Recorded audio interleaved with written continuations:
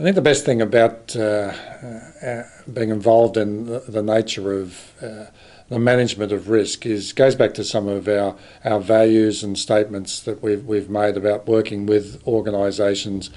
I suppose fundamentally for an entity in its own right, that we're working in a collaborative fashion with them to be able to minimise loss and the impacts of adverse events which can materially affect the organisation,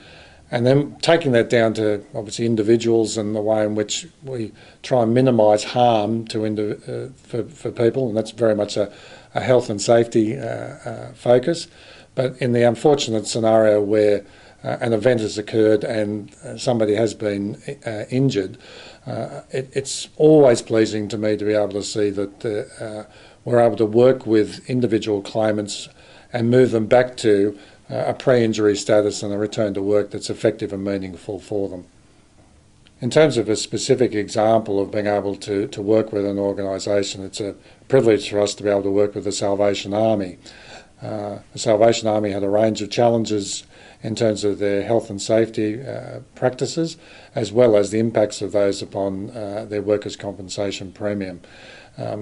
I can say from a personal perspective, it was good to be able to, after an 18-month period of time in working collaboratively with them as well as with their claim agent,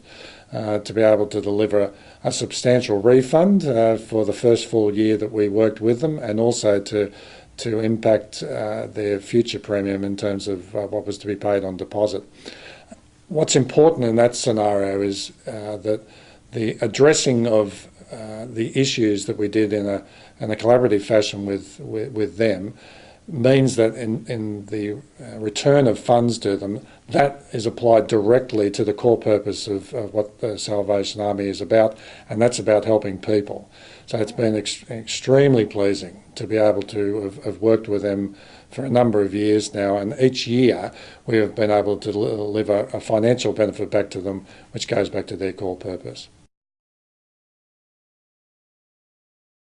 Any time that you address an expansion scenario, there's probably three things that come to mind that is there. First one is fundamentally about ensuring that you keep the levels of service that you're providing to your clients at a consistent level. There are certain realities around the way in which you've got to balance expansion with the ongoing delivery of outcomes, and we've been quite deliberate in terms of identifying that as a risk issue, and then dealing with it by way of ensuring that service teams continue to focus on what they're doing, and then small project teams are brought together to be able to deal with expansion.